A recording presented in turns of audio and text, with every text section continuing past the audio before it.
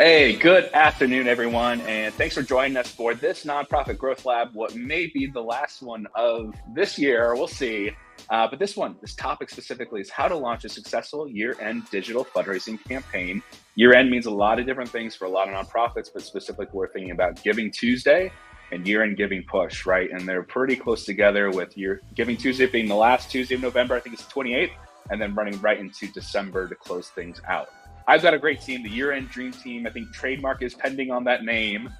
Joining me today, I'm really excited. These three ladies have done such a phenomenal job in providing their resources to nonprofits to help them navigate through what could be kind of an intimidating, sometimes tricky last quarter of the year, especially when it comes to so much fundraising being done. It makes up a lot of the revenue that's generated throughout the course of the year. So before we get there, let's think about what we've got going on today, today's roadmap. I'll go through and fly through introductions real quick. But most importantly, there's two things. One is Facebook fundraising compliance, something that I know has been on a hotbed for discussion. And that's specifically around two things: California AB 844 compliance. There's been some really great developments in support for nonprofits who have honestly just magically seen giving tools disappear. There's answers as to why that is and how you can get back on track quickly. And also the big one that was just announced the last couple of weeks ago was PayPal Giving Fund taking over payment processing for Facebook. There's a lot of uncertainty, a lot of cloudiness. We're going to help to alleviate and provide some facts around what this actually means and why this is actually a good thing and not a reason for you to ditch Facebook fundraising altogether. Okay. We'll jump from there into roundtable discussion where I'm going to do my best to answer great questions for my team joining me today. And if you're online here, drop me a quick understanding of where you're coming from. Love to know where people are at. And then we'll head on to Q&A. If that sounds good to y'all, let's get moving into some Facebook fundraising compliance aspects. Now, from this, PayPal Giving Fund has entered into a partnership agreement with Meta specifically to take over fundraising payment processing from that aspect. Now, PayPal Giving Fund has already been doing this for countries like Canada, Australia, and so they're bringing that over and supporting the US as well. Now, what does that actually mean? Good things. From my point of view, from Goodnight's point of view, stabilization of payment processing. You probably, if you're fundraising on Facebook, you probably know that there's been some instability at best over the last 9 to 12 months, and certain outages, certain issues popping up, certain problems that should be fixed as we move into this transition on October 31st of this year. That's a great thing. It also helps us to understand that Meta is looking to use partnerships to continue to advance nonprofit tools and features on their platform. It doesn't mean that they're pulling out. It doesn't mean that they're basically saying, "Up, have fun with what you got. You're not getting more." This is a strategic position for them to do what they do best, while also leveraging experts such as Good United or PayPal to really help provide an elite level experience for not only nonprofits who are using these tools, but also the end supporters who want to provide support for their mission, whether it be through post engagement or through revenue driving through fundraisers and whatnot. This is what you need to know. You need to go in and accept the new terms and conditions by October 31st. Now, if you don't do it by 5 p.m. Eastern cutoff, you're going to lose access to giving tools. If there's anything we've learned over the last 12 months is that Facebook pays attention to those automations and really making sure that everyone is in compliance. Giving tools will be gone. Like, you can bet on that. Literally, it takes about 2 minutes, if not less than that, to go into the Facebook Nonprofit Manager console, select the new terms. And Brenna, if you wouldn't mind dropping in our blog post that we have that outlines how to do this, you'll be in compliance with literally, I think, 2 to 3 clicks of a button. It's a must do. And honestly, it's you need to go do it. The second thing is the switch to PayPal Giving Fund officially transfers over October 31st at 5 p.m. We touched that already. And then finally, there's some steps to cash out. And cashing out, making sure that you're getting your funds that are already in the bank from fundraising efforts. You want to make sure that that gets to your bank account. Again, we've got the steps in that blog post that we just dropped in the chat, all ready to go. There we have it. Okay, second all is a really good development when it comes to California AB 488. For those who don't know, this is a legislation that state of California passed at the end of last year that basically outlines we need nonprofits to file certain paperwork in order to be able to accept fundraising in California. Now, you're probably saying, oh, well, my nonprofit's based in New York or it's based in Texas somewhere. You're still getting funds from people potentially in California. So this still applies for you. Up until this point, Meta really hasn't had any clear direction, and we have done our best to outline the three different branches of government that you need to check to see if you're on a blocked list. There we go. And now, thankfully, it's been rather murky. Now there's actually some support. Again, similar to what Facebook is doing and Meta's doing with PayPal Giving Fund. They're doing a partnership with Candid, and we all know Candid, I believe. And you can see the steps here. If you find your giving tools have been turned off, odds are it's tied to this. Shoot an email to support@candid.org. Have proof of your good standing if you are indeed working your way back. And there's some steps that, which is really nice, wasn't known before. If you could do this within 90 days of the initial problem being reported, giving tools is automatically flipped back on, which is a great deal. If it's after 90 days, you're retroactively trying to get back in the game. There are a few extra steps. Again, I saw that Brenna just dropped that blog post in there as well for California AB 844. Again, there's a lot of stuff in that blog, but most importantly, pay attention to the fact that you have now a dedicated resource with Candid to work with to get things restored. Okay, my PSA is done. So what I'm going to do is bring on three individuals who comprise and really is known as the year-end dream team. They're going to help us walk through and understand how to launch a successful year-end digital fundraising campaign, digital being strategy, being social media and email, to really maximize the year-end giving season, right? And with that, I'm going to step on and bring in three of my new friends. I've got Caitlin, Caroline, and Bren. Ladies, hello and welcome to Nonprofit Growth Lab. Hey. Hey there, good to be here. Hey, okay, we're going to do quick intros because we want to tell people who you are. Caitlin, we'll start with you. Then we'll go to Bren, and then we'll go to Caroline. I think that's playing like Hollywood Squares for me. Caitlin, if you won't mind kicking off, like who you are, what you do, and how long you've been in the fundraising.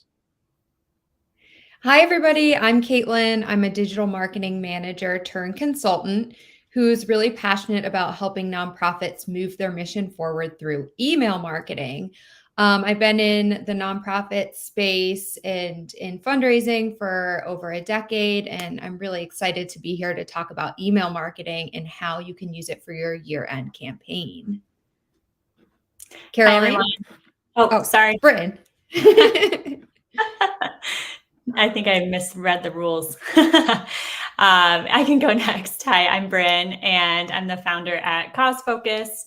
We're a social media marketing agency helping nonprofits and NGOs communicate really complex issues in a very clear and direct way.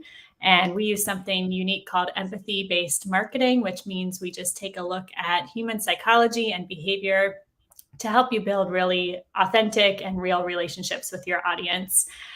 So I'm excited to dive in here and help you understand how to use social to maximize your year-end campaign. Hey y'all, I'm Caroline. I go by the Marketer on a Mission, and I'm a full stack digital marketer focused on the donor experience or the donor journey. So I do a lot of audience research, messaging, and then helping organizations map out their online giving experience. Cool, and thank you all for joining today. And I've got kind of a pathway, so keep me honest here. I really want to take a look at year-end fundraising from the perspective of what do I need to do as a nonprofit to set myself up for success? So you think about the strategy. What do I need to do to execute? And then what happens afterwards? I know we were talking last week. It's more than just a simple ask or a one-time ask for fundraising dollars, right? It's something that needs to go above and beyond from that perspective. So that's kind of our chart. I'm going to jump right into it if y'all are okay with that. We're ready. Yep. All right, Caroline, I'm going to call you on you first. And here's one of the things that I jotted down after we had talked. When it comes to the very beginning of a digital campaign or planning process, I know you are, and the team here are a big advocate for involving donors in the ideation process. Would you mind outlining what does that actually look like? What's the process to get donors involved with this? Yeah, I think this is a huge opportunity and a huge miss because I don't know a lot of organizations that do this. Most nonprofits I know of, the staff come together, sit in a room or on a Zoom, and kind of just come up with their campaign theme or concept. And that's dangerous because we're all in the weeds with our own organization. We know everything, and campaigns are subjective to some extent. So what feels really powerful to you may not compel someone on the outside to donate. So I'm actually doing this for a client right now, hosting some Zoom interviews with a handful of their donors. And I've been throwing out campaign ideas and they're shooting them down left and right, ideas that I thought were great. And then they're helping me come up with things that are really compelling to them that maybe felt overly simple or not as exciting to me. So now is a great time to host a little Zoom focus group or reach out to a handful of your donors, run your ideas by them, or just get a better sense of what the holiday time looks like for them, what might provide value or help solve a problem for them around the holidays, and how you can tap into those things.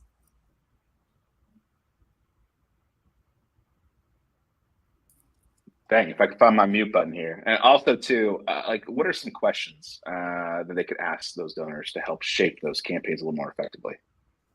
Yeah, I've been asking people to walk me through their giving behavior in December. Are they the type of person who sits down on the same day every year with their spouse, chooses three organizations, and divvies up a certain amount of money? Is it more spontaneous in response to the appeals they get? Do they throw all that direct mail right in the recycling bin, or do they actually open it? So I'm trying to get a sense of what's worth doing and what's not worth doing, and then actually pitching some campaign ideas to them to see, would they respond to this, or do they have an adverse reaction to something that didn't bother me, and you can learn a lot that way.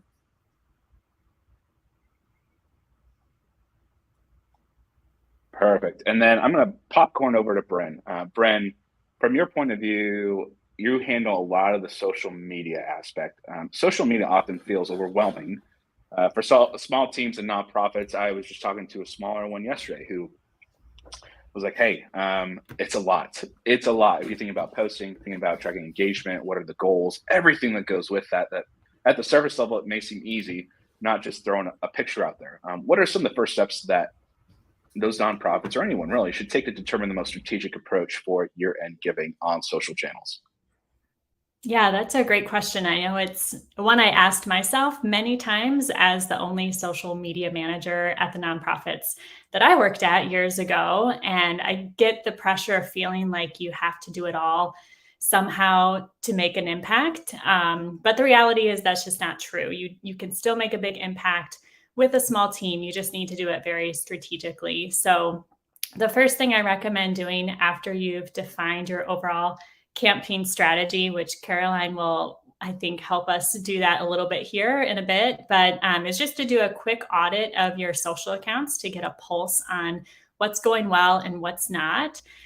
You don't need any fancy tools to do this. Just use the in-platform analytics tab, pull data from about the last 90 days, and then be sure to look at engaged audience behavior, not just followers, because these are the people who are actually taking some sort of action when they see your content. So it's really important to understand who these people are and what they're interested in, because these are the people most likely to donate when asked.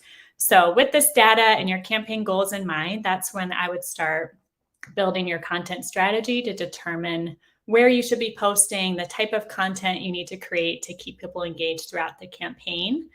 And then the big question I get from here is typically, how many posts? So to decide the number of posts, I would say just take a very honest look at your team's capacity and what you can realistically do in 2 to 3 months. Content creation always takes longer than people plan. So don't burn yourself out trying to be a full creative studio if you're just one person. At least for the bare minimum, I would recommend doing about 4 posts in November and 4 in December, specifically around your year-end campaign, and then pad these posts with content that provides value to your audience. So you're not directly asking for money, but you're telling them a story or showing the impact, reminding them why they're here and why they're giving to you. And just a quick note, so you'll have a much better impact just focusing on 1 to 2 platforms and doing these really, really well than trying to do it all at once. So that would be my main takeaway from that. All the things all at once is never a good idea. I've fallen prey to that in many years past, thankfully.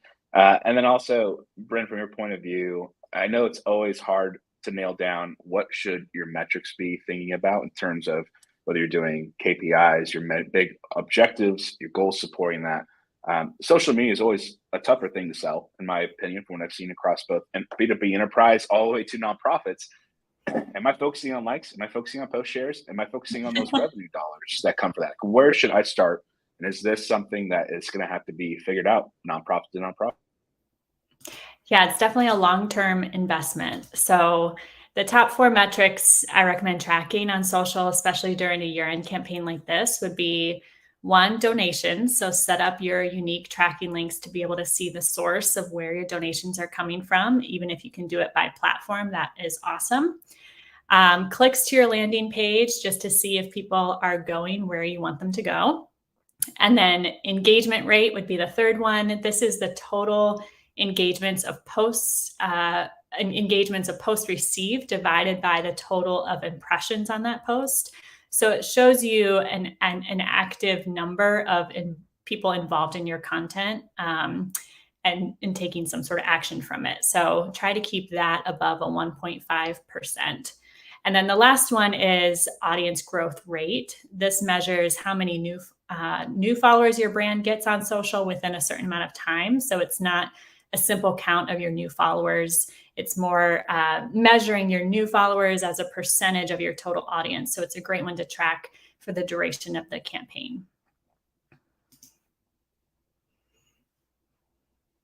Perfect. And then I'm going to bounce it over to Caitlin. Caitlin, with emails being your primary focus and your skill set and your experience, why should nonprofits be focusing on getting emails into their digital campaign strategy, specifically for end of year giving? You think about Giving Tuesday and the December push. Okay, so I love statistics. I always throw out statistics, so I'm going to start with that. When it comes to email, 61% of people prefer email as a form of communication from brands. What we know is that 99% of email users check their email at least once a day, sometimes up to 20 times a day. That's a little alarming. I mean, but think about how many times you check your email. I probably do check it about 20 times a day. And email is 40 times more effective at acquiring donors and donations when compared to other outreach strategies. So those 3 statistics alone should help convince you to use email for your year-end campaigns. In short, email is the way that you're going to get the most clicks and conversions when it comes to people who are making donations. They're just in that headspace when they're checking their email to be able to act upon something that they've seen that maybe inspires them to give, rather than other channels. However, we're here to talk about having integrated strategies. Other channels are very important. But let's say somebody sees something on social, maybe they're on their phone, maybe they're sitting at the doctor's office, and then they go home and get an email from you when they're at their computer. They're likely to act upon that after seeing it in several different ways. Same goes for direct mail or any other strategies that you use. If they get a Facebook message from you, that's a great way as well to reach out to them. But email is really where they're going to make that donation. And so I always try to make sure there's an email component to every campaign, but also making sure that in between campaigns, you are nurturing your list and growing your list and doing things to maintain that database so that at the end of the year, when it is time for a campaign and you're asking for money, this isn't the first time that people are hearing from you and they are ready to give. Imagine that. And also, like, it's interesting to think about like the M&R reports, which provides so much light. It also sometimes provides potentially incomplete view of things. So it's always good to keep in the context what is working for your nonprofit. What have you seen as a benchmark for your nonprofit's experience, and then how can you improve upon that iteratively going into the future too? Don't let those overall stats scare you off. I think is from our point of view what you want to be thinking about. And Caroline, I'm popcorning back to you.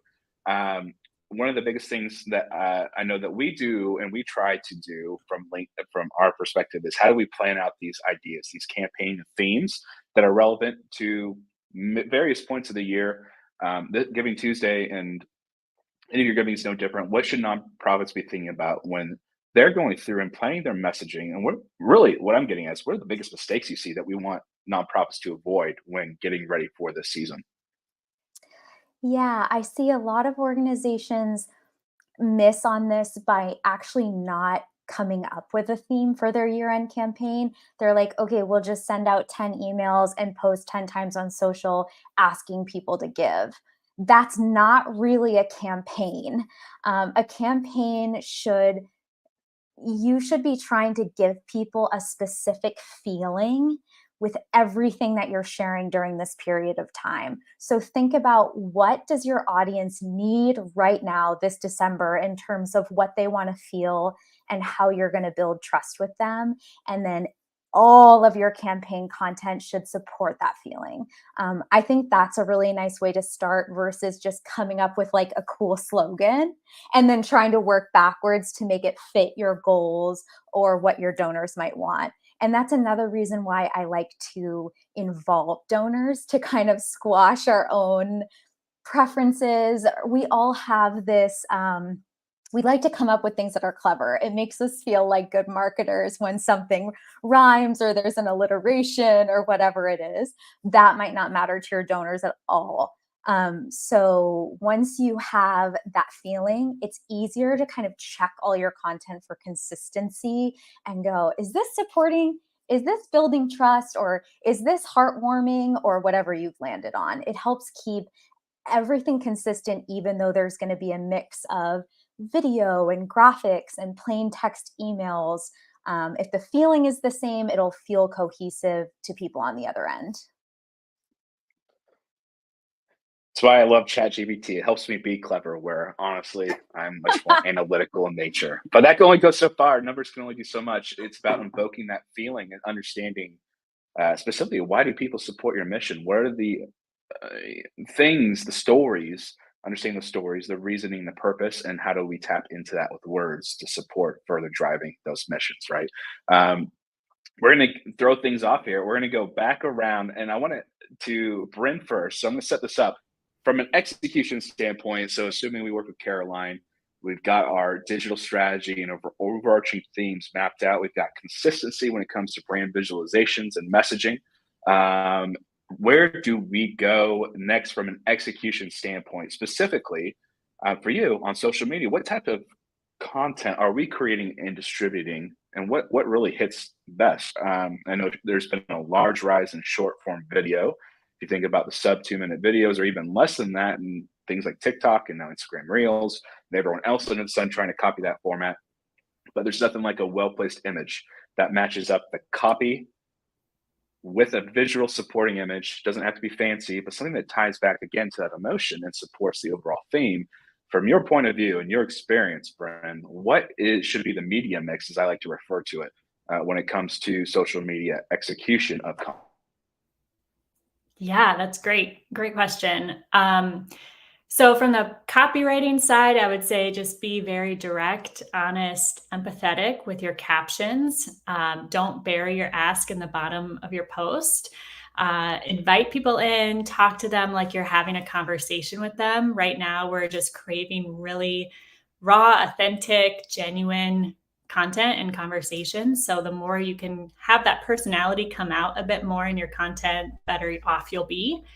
And then from the creative side, you're right, video is still number one, especially those like testimonial style videos, talking directly to the camera. We've seen with our clients, content with direct eye contact performs about 3 to 5 times better. on average. So don't be afraid to talk directly to your audience. But carousels are also a very close number 2 for nonprofits. So again, don't burn yourself out trying to be a video producer on top of every other job you have. Get creative. Try to find ways to just feature really authentic human stories of impact. You can't go wrong with that approach. Take your audience behind the scenes. That content does really well, just to show them what you do. Don't just tell them what you do. And this is the kind of content, again, that we're really craving right now on social. And it's amazing. We're messing around with short form on Insta, on Good United specifically, and just to think about the accessibility option of multimedia, something that isn't always outlined as a key component of.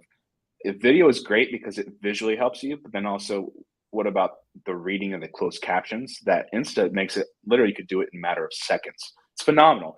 You think about webinars like this where you get a transcript read out, so you can have that adapted for accessibility. Plus, I think when I was talking with the Meta team a handful of months ago, they were saying that there's a huge spike in people who watch videos on mute, but specifically need the captions if they're at work. We've all done it at our cubicle or desk where we're trying to watch a video on the DL, but like you think about the scrolling habits of people in general, that's a really cool option that's so easy to do without massive video editing skills. Even an iPhone, if you're thinking about, well, I don't have an SLR and I'm a nerd when it comes to the gear, but like the iPhones now are as good, if not better, than entry-level SLRs, and you already have them in your pocket. So make use of what you got around you. The lighting is the biggest thing. So give yourself some good lighting and you'll be good. Also, as an introvert by heart, making eye contact even on a video scares me, but we'll digress. Thanks, Bryn. That's really interesting to think about some of those points. Caitlin, we'll come around to you regarding emails right now. And this is something that I've always been a stickler for. And I'm talking about segmentation. And I always get dinged on this because it's fundamentally, you want to send the right message to the right person at the right time. And that's regardless of communication channel, whether that's social media, Facebook Messenger, or email. Talk to me about the importance of setting yourself up for success from a nonprofit's point of view when it comes to segmentation of lists well in advance of your planned email sends for the end of year giving run. Adam, you're an introvert? I would have never guessed that. Never guessed. I have social anxiety that goes through the roof.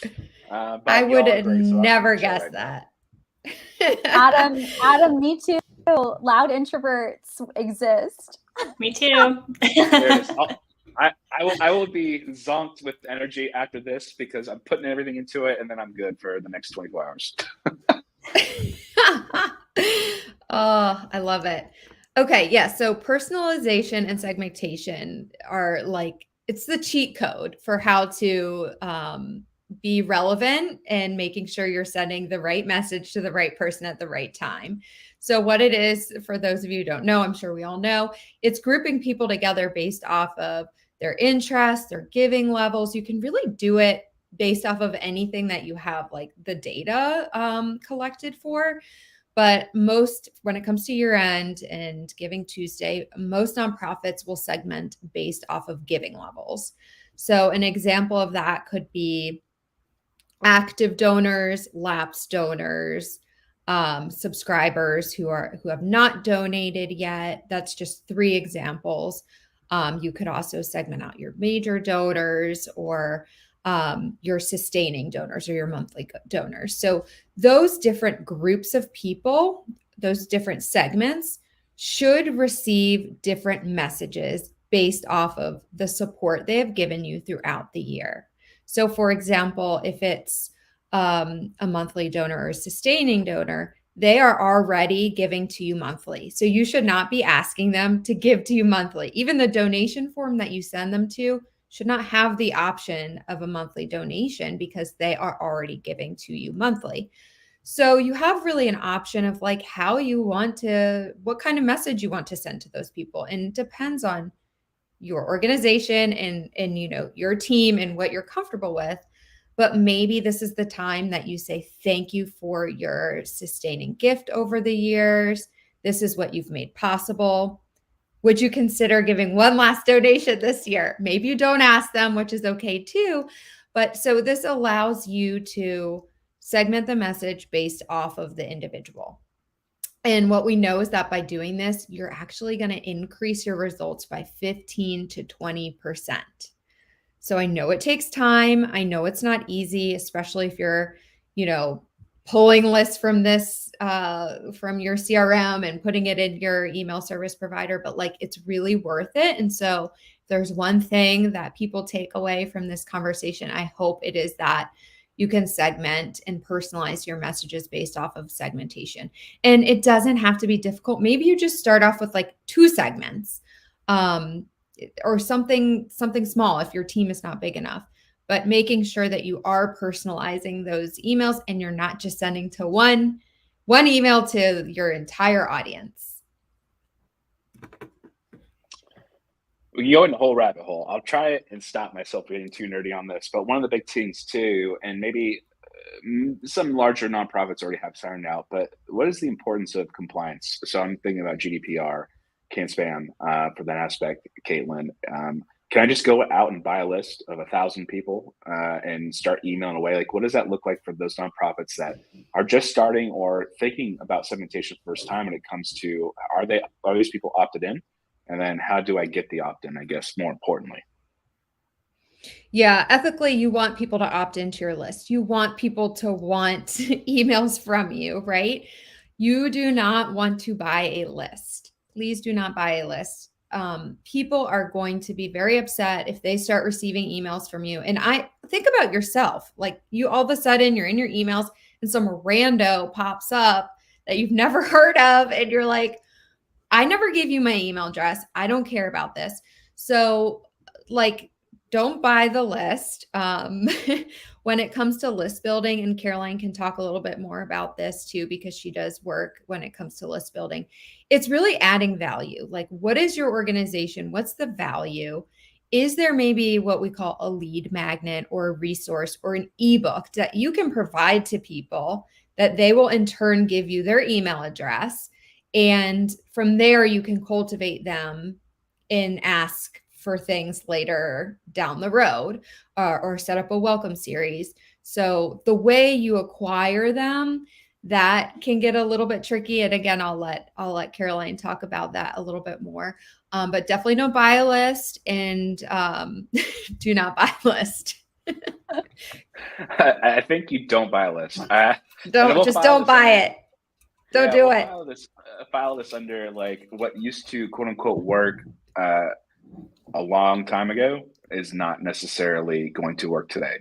Yeah. And to add to that, sorry, I geek out about this stuff too. To add to that, it actually, then all of your open rates, your click-through rates are going to tank. And what that does is it sends a signal to other internal email providers like Gmail or Outlook that you are spam.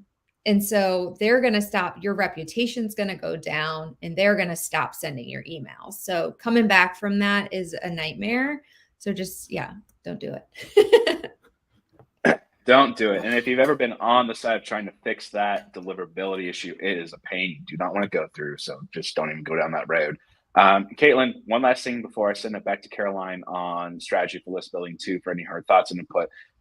It's always a question of how many emails do we need to send to actually be effective? Again, going back to the M&R report, it was something outrageous. Like there's 70 to 80 emails, give or take. I probably have that a little bit off. For every $90 of fundraising dollars generated in 2022, which seems astronomical when you think about the level of output and effort compared to the return on that. From your point of view and your experience, what do nonprofits need to do to execute efficiently in email? Say they've segmented everything perfectly, they got it all set up. Like, how many are they sending to get the most out of that channel? Yeah, when we're talking about the year-end fundraising campaigns, my suggestion is to send about 12 emails. So if we're starting with Giving Tuesday as kind of our like jumping off point, I would want you to really warm up your audience before that. So sending them a few emails earlier in November. And then like with just, stories of impact, storytelling, things like that.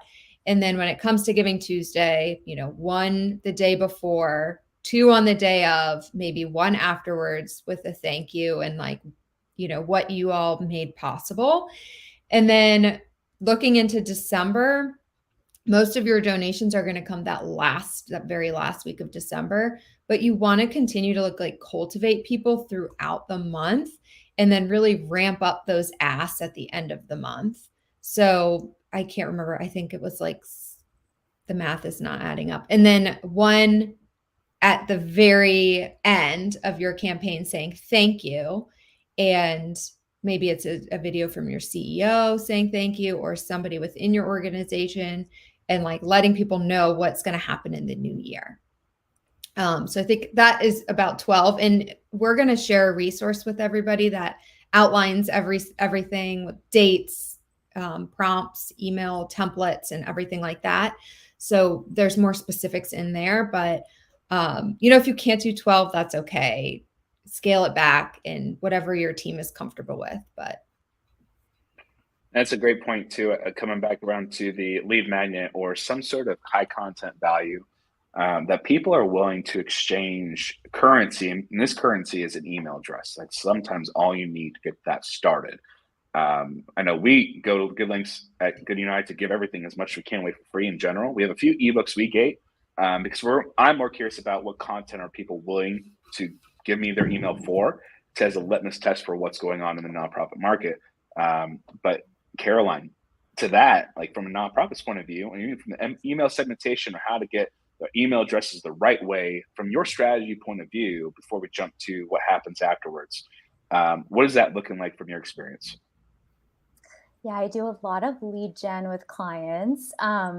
And this period right now, the next few months, are what Caitlin, Bryn, and I are thinking about as prime time. So whatever you need to do to prime for December, whether that's acquiring and building a relationship with new people, or just reintroducing yourself to existing people and taking them behind the scenes, giving them a freebie. I've had the most luck with Meta ads and leveraging Google ads or the Google ad grant for lead gen. So you can create, I'm just thinking of some examples. I worked with a client last year, and they're a Jewish food bank, and they created a Jewish recipe book for the holidays with recipes that were donated for free by celebrity Jewish chefs. And then they used their Google ad grant to advertise that, brought in 600 new contacts, and raised 10 grand in December from those brand new people who they brought in September. This is a perfect time to give people something relevant to your cause that solves a holiday problem: a recipe book, a gift guide, an activity book to do with their kids, something to teach their kids the true meaning of the holidays and generosity now, and then send them some stories and nice things between now and December. And that taps into the principle of reciprocity. So they feel like you've given them something, and they're more inclined to give something in return. Dang, and that's such a great idea too. I know in Facebook, there's this thing called challenges on Facebook, which if you haven't been involved, it is such a cool growth lever, but also it goes a lot into it. T-shirts are a big incentive driver for fundraiser creation, which is cool. But you think about such a strategic, well thought through giveaway or leave behind, such as that cookbook, that matches up with the mission's identity and brand, the state of what they're trying to do, and fits into ideally with a campaign from a brand activation point of view. It's so cool and so well thought through. Although it may seem like, oh, just a cookbook. No, for those people on the other side, it means such a cool thing, a cool way to build affinity for a mission. So again, we'll go through a whole brand conversation for the next hour if you do not let me get off the rail, Caroline. Thank you for bringing some of that up. I'm keeping an eye on time. We got about 20 minutes, so we're pacing well for another 10 minutes of conversation, and then 10 minutes of Q&A. I also want to give the dream team here some time to talk about the resources they're providing to nonprofit partners across the board.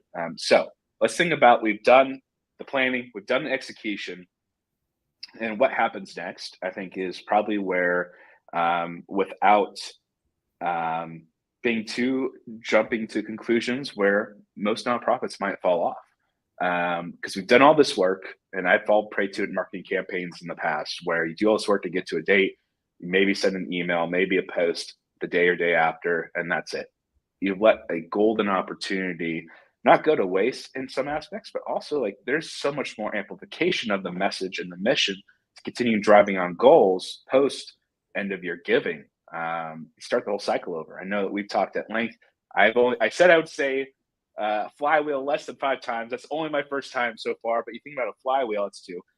Where you going around, you have that point of entry, you bring them along, not with asks for fundraising every month or every week, but with genuine outreach to provide value, whether it be things like the cookbook, stories of success, or how the mission is moving forward with research because of gifts that you gave. These are opportunities to take it to the next level. Okay. I'm very passionate about this aspect. Brent, I'm going to start with you because you've been off the hook for too long here. From your point of view, what's the big opportunity that nonprofits often miss when running their year-end social campaigns? I'll take it to afterwards. What are we doing to drift off the success and the effort that we put in to get our brand and mission out? Yeah, those are great points. One thing I would love to see more nonprofits doing during, but even continuing on with the content you just spent a lot of time creating, is using it to invest some of that into the personal accounts of thought leaders or experts within your organization. And this is something we've been seeing this trend of for the last few years, really, but especially this year, that people want personal and customized digital experiences, and your campaign content will see higher engagement rates, growth rates, even donations when you learn how to integrate individual accounts into your campaign. Across all platforms, social media users are engaging more with personal accounts rather than brand accounts. We're bombarded every day with ads and news updates. I was just at NEO Summit last week, and they talked a lot about NGOs losing credibility because millennials, Gen Z, we just have trust issues and we don't trust kind of the logo and the brand anymore. So we need to see more personal content. And when it comes to creating these more humanized personal experiences on social, there's really no one better to do that than the ones leading your mission. And we've done this with clients, tested it out, and by far we've seen tons of success when we take the time to just personalize and customize this to really use those personal accounts for the organization. So I would love to see more of that coming up. And if you have the time and capacity, I think it's definitely worth the investment. That's such a great call. And I think it's the emergence of this idea that anyone could be, for lack of better phrasing, influencer when it comes to their voice and the share of voice on digital platforms. I'm in that boat. That was it, the elder millennial technically bucket, where I don't look at brands. I follow the people I trust and have built my trust. And how do they build and get my trust? Through content creation that, for me, hits on my pain points as a professional, but also from a fundraising aspect. And how do they help serve to me? That sounds so selfish, but honestly, what do I get to improve myself and my teams and the nonprofits we serve more effectively? Those are the people I'm going to and hold a share of voice in my head. We Are for Good. That team comes to example first and foremost. I love John and Becky. We had them on a couple of weeks ago, but I look to them to understand, and I trust them. But that's been built over time, right? And it's not an overnight thing. With something that we're switching our focus to understand more effectively, even from the B2B side. And that's emerging trends, right? And it's something that's blowing up as we speak. Similar to how the generative AI and ChatGPT took the world by storm. It feels like it's almost been a year ago now. It feels like it was just yesterday because I'm just finally understanding how to supply in content creation. But that's a great point, Bren. I have my notes here. I'm going to jump over to Caitlin. From your mistake, there's a lot of mistakes that can happen in email. Lord knows that I've been victim to a lot of them. What is one or two things that nonprofits can avoid that you've seen committed in the past, and what they can do to fix or avoid those going into and past this giving season? This is actually a great segue because you were just talking about how, the campaign ends and then what? I think a lot of nonprofits are then like, okay, let's rest. Let's do nothing. Let's give it a breather. Let's take a break. This is actually not the time to take a break. And so we want to continue that momentum that we've created and decide, within your organization, like, what are your goals? What are you going to do with those new people? I think the biggest priority is these brand new people that are entering your ecosystem that don't know you well enough or deep enough and haven't seen certain stories that maybe you released in past years. This is the time to set up a automated welcome series where over, a period of time, you set it and forget it, which is why I love automated emails is, you set up a series of emails in your system and they, based on a query, will then launch those emails spaced out over the next, month or so, or 2 months. And this is just a way for you to really delight and inform new people who are entering your ecosystem. And maybe there's even something further you can do with the people who maybe aren't new, but who participated in the end of the year campaign. So just my suggestion is keep it going, keep the momentum going, show the impact that they've had by participating in the campaign, and then, keep moving forward with cultivating people. Perfect. And Caroline, it's coming back around for you.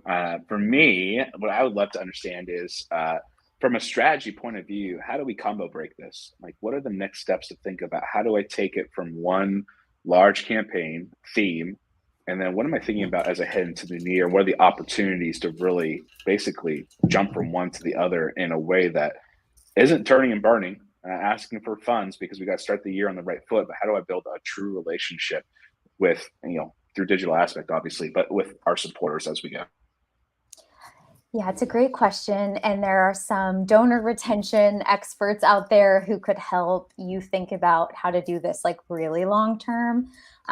But it's important right away in January, like Caitlin was saying, to like not just count your gold, but look at the people and figure out who's new, who was lapsed and came back around, who gives consistently every year, who's monthly, who threw a little bit extra into the pot, and make a plan for each of those groups because it's really different. And some of it can be automated and some of it needs to be you picking up the phone or writing a handwritten note or sending an Instagram message to people who really knocked it out of the park, because they're so not used to receiving that kind of communication from nonprofits. They're going to be blown away if you do any of those small things. And that's what's going to make them loyal. They care about the cause, but what makes people loyal is you as a person and them associating your face and your voice or group of faces and voices with the organization. Such a great point too. And I know from our aspect at the Good United offices, we very strongly recommend keeping communication with the individual and the channel they communicated with you with, right? And that extends into past experience for me on the B2B side. Ladies, is that something that holds true here? We're talking about a couple different modes of communication, a couple opportunities to interact. Email, social to social, don't push them out. Is that consensus? Is that a good idea here? I think yes, but you can also mix. Like, for example, if someone gives via email, but you do have their phone number, there are these really cool tools where you can leave an automatic voicemail, like en masse in people's voicemail inboxes, so you don't have to make hundreds of phone calls. And if I got a voicemail that was like, "You're awesome," with music and confetti and "We just want to thank you because we're blown away with your gift." Like, I have never received that, and I have given to so many nonprofits. So you should make sure to communicate back on the channel they're on. But if you can also surprise them somewhere else, I think that's awesome. Dang, if I got a phone call like that too, I'm giving away a lot more of my time and thought. I think that's a great point too. A simple thank you. I teach my 5-year-old to say thank you as much as we can. It doesn't always work, but like that's such an incredible core part of building a relationship, especially if someone has made the time to go give. And payment processing sometimes can be a pain, but like going through these steps to intentionally provide support, the least we can do as nonprofit professionals and fundraiser experts is to provide that thank you and understand, if you can, a little bit more of why they're giving. That's another thing about like what Good United is all about, from the aspect of like not just the dollar, although yes, that keeps the mission alive and going. We want to understand why. What's the story behind that? There's so many incredible stories about why For myself, I support Special Olympics because it ties back to my brother and what we did as when I was a kid, when we were kids, and being involved. Like that's something I want to keep going. Like without building those relationships, and again, thinking about the flywheel, keeping people in that constant communication rounds, you're not ever going to uncover, and that's really what turns and separates the difference, in my opinion, from a one-time donor to a lifetime supporter. Like that's a very cool thing to think about from a nonprofit's perspective. Okay. If you have any questions and you're on here, drop them in for Caitlin, Bren, and Caroline. We're about to round the corner to Q&A. I have a few things started. Some brought up a good point. We'll touch on Google Ad Grants, what that was. I think it's such a cool idea, and still so many few nonprofits are taking advantage of that. We'll save that for Q&A. I do like to do, what's your one takeaway, your one thing? I'm going to go around the horn. Caitlin, then Bren, then Caroline. Let's wrap this thing up. And then you have some things resources that you want to share. I'll make sure that nonprofits know they can take advantage of from your perspective. Caitlin, what's your one thing takeaway if I'm a nonprofit? My one takeaway would be to segment your emails to the best of your ability. I love that, and it speaks to my heart. Bren, what's your one takeaway here that you're walking away with if you're a nonprofit? Don't try to post everywhere all the time. Just pick 1 to 2 platforms. Do those really well. Don't spread yourself too thin. I love that. Caroline, what's your one takeaway for a nonprofit? To leverage your most loyal donors in your campaign creation, testing, and spreading the word about it. They want to help you.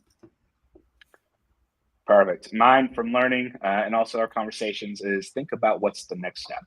Not in a hasty, dismissive way, but rather thinking about how do I re-engage and provide value, and really ultimately treat everyone that you interact with in a digital way as if they were a major gifts supporter. For us, it's how do we provide that experience, whether you're donating $10 or $1 billion. Us, we happen to do it on Facebook. For y'all, email, social, digital channels, right? It's a little hard to do sometimes, but there is a way to make that happen. I've got some good questions here, but before we get there, Caitlin, Brent, and Caroline, there's a few resources that you are providing as the year-end dream team that I want to make sure we highlight here. Yes, so I won't take up too much time with this since we have questions. But the reason the three of us, we have 3 separate businesses. The reason the 3 of us came together was because we saw how hard it was for nonprofits to launch their year-end campaigns with a small team and limited resources. So what we did was we pulled together our best resources, including strategy, web, social, email, and project management, to help you launch your year-end campaign. And it's all in here. We have 3 packages. One is just a digital download of all the templates, email prompts. We have checklists, everything that you need basically to launch your year-end campaign. And then we have our DIY plus live support, which is all the digital package plus 3 group coaching calls with us. Where we'll go through and collaborate on your campaign and just help you launch and be your accountability partners for your year-end campaign and help with troubleshooting, brainstorming, all of that good stuff. So if you want to go to the next slide, Adam, we are offering a 10% discount. Is it 10%? Can you go to the next slide? Okay. A 10% discount to anybody who is on this call. And that QR code should be on the next slide right here. Or you can go to causefocus.com/dreamteam. That's it. Should we go to questions? Yeah, I think my internet cut up there. So hopefully that's okay. Good. Again, we'll send out the links too and make sure and post email follow-ups with the recording, but also with the direct links for the specific 10% off. And I'm really excited. There's a lot of cool things that are going on with that and resources that typically nonprofits may not have access to, I should say. Okay, I've got a handful of stars. Are y'all ladies ready to go on this one? I'm going to go from top to bottom. First of all, we've got someone who from LinkedIn provided the link to the Google Ad Grants who's going to be the best one to talk to specifically what this is, and then why you should be taking advantage of this if you're a nonprofit? I can grab this one real quick. Google will give you $10,000 a month in free advertising dollars. It's amazing. It's not quite as effective sometimes as paying with your own dollars for Google Ads. Like, there are some limitations on what you can do, but it's still so worth the money and paying someone a low monthly fee to help you run this if you can't do it yourself. It's an amazing lead generation tool to think about keywords that people who care about your cause might be searching on the internet, target them with a lead magnet or something to get them in the door, to grow your community over time. I have plenty of recommendations if anyone needs help with this. And I also need to quickly shout out Chris Barlow. He's the one I work with on this all the time, who developed that Jewish recipe book that was so successful for that one client I mentioned. Perfect. Thank you. And that's a great tool. I have a lot of friends who use that, and they use it every year, and they do get a lot of good value out of that. Caitlin, this might be one for you. The question is, how many emails is too many emails? It doesn't exist. There's never too many emails. I think people are saying they prefer email from you. They're saying your most loyal supporters want to hear from you more. I've never seen a nonprofit send too little email. So what I would suggest is, if this is a very like fear-based mindset, but if this is something that you are worried about, check your data. See, like, are people unsubscribing? Are they clicking? If they are, good. If they're not, then think about, how can you find out what people prefer? Like, you can send them a survey, ask them how many emails would they like to receive. But I think 12 is like on the low end when we are talking about campaigns. I actually worked with a very well-known nonprofit that sent around 30 to 70 emails every campaign. So, people, they like to hear from you. And if you're not asking all the time, then I think it's a good idea to continue to increase your emails. Perfect. Let's see what else I got here. Two people now. Let's pop this open. Do you have any idea of the tool that leaves the voicemail en masse with the names? I know there's a couple that we've used, although I'm not sure if those are scalable to the aspect of like smaller to medium size. Anyone have any leads on that one? Yeah, there's a ton of these. I can't recommend any specifically, but what I would Google is ringless voicemail or automated voicemail tools, and you'll find a ton of options. Perfect. And let's see, we've got one over from YouTube. Let's see if we can get through this. Okay. Chicago Youth Centers, thanks for jumping on. Thank you for the time today, ladies. I wanted to ask how a small, mid-sized nonprofit would go about finding influencers to get the posting. I know that's something that everyone seems to be wondering, like, what in the world? How do I do this? It's very intimidating. Where does this start from y'all's experience? Yeah, that's a great question. I mean, first, so I would say using thought leaders and experts within your org is separate from just like hiring influencers on behalf of your organization. I've seen both do well. If you don't have a big budget, then lean on the people within your organization. If you do have a big budget, do both. Don't discount the people who are experts at what you do. So there's a couple other vendors out there. Upfluence is one. I have a partner here in DC who does just strictly advocacy influencers, and they'll match nonprofits with influencers. So if anyone wants info or recommendations, feel free to reach out to me and we can help you get connected to the right person.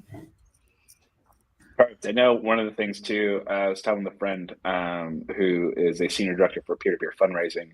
She's having a hard time finding, we'll say, influencers that match up and have support of the brand and the cause and the mission, which that's maybe not quite as thought of. You think about someone's, and this person ended up not working out in the end for a lot of reasons, but there was no genuine cause tied back to it. So if you're thinking about playing this, try to figure out, if you can, what influencers do support actively the cause or mission that you are running, and then go from there. As always, if you have interest in it, you're probably more likely to be engaged and be helped.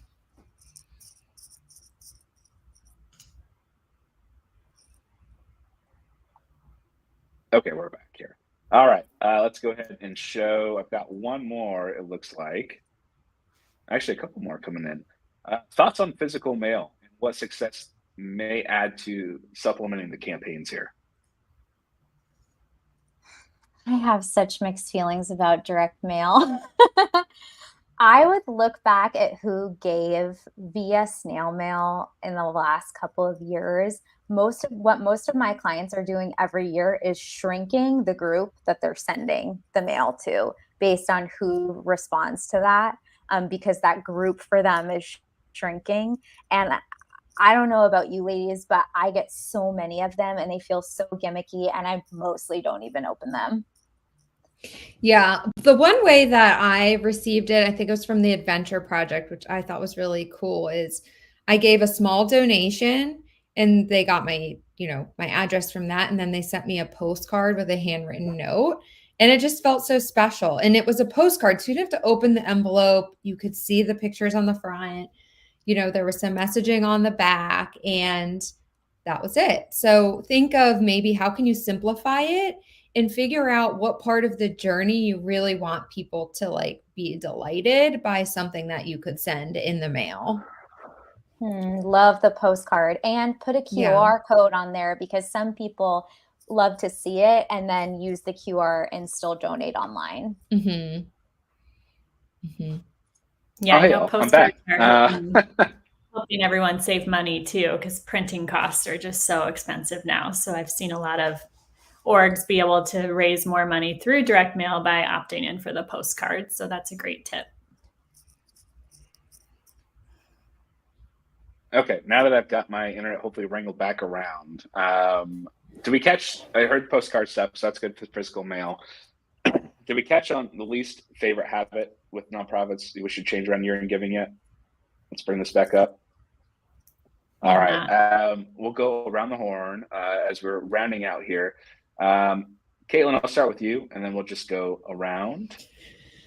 If there is some answers here. Not starting planning early enough. I think if you have not started planning your year-end campaign, this is your, kick in the butt. You need to start planning it now early, because the later you wait, the more, disastrous it's going to be, in my opinion, that I've seen. They're just like, oh, write some emails real quick and do a few posts. And like you said, Caroline, that doesn't work. You actually have to have it planned. There has to be kind of a theme and a feeling, and the messaging has to all be, in connection with each other. And it takes a lot of time in planning. So just don't stress yourself out. I hate to see everybody be burnt out and stressed out and overwhelmed at the end of the year when it just doesn't have to be that way. And then Brent, from your point of view, what are some of the things you say you should stay away from? I would say just treating social like an afterthought during the campaign. So I've seen this way too many times, and then people wonder why their video didn't perform well or the messaging didn't work on social. And it's because you didn't bring the social person in at the very beginning and speak into the strategy to really understand where the message is going, who needs to see it, what kind of, how long the video needs to be, what kind of, is it vertical or horizontal? So all those things need to be thought through at the very beginning so that your creative and your copy doesn't just completely flop when you actually go to launch your campaign. No one wants flopping. And finally, Caroline, as we think about wrapping this up, what's the one thing that you would encourage nonprofits to stay away from? Okay, I am so sick of the countdown clocks and the last chance to make your tax deductible gift. Y'all, I do not care about that. That is pretty nonprofit centric. Like, this is an arbitrary timeline for you because you want to raise this money by the end of the year. So what is the value proposition, and why should people give now for their own sake, so that they can be a part of what's coming down the pipeline for your organization, so that they can provide X for X people or whoever who needs it? You got to flip that script. Perfect. And that makes sense. And with that, not too bad. Only 4 minutes over. I'm going to fade in the music. You're in Dream Team. Caroline, Bren, and Caitlin, thank you so much for joining us. I'll have this recording going up for you who's watching. It should be on LinkedIn very, very quickly after this. Also send out an email this afternoon with the direct link for those who weren't able to make it. My name is Adam here at Good United headquarters in Charleston, South Carolina. Thank you so much, and here's to a successful year-end campaign for y'all. All right, have a good one. Let's see. Bye. Bye.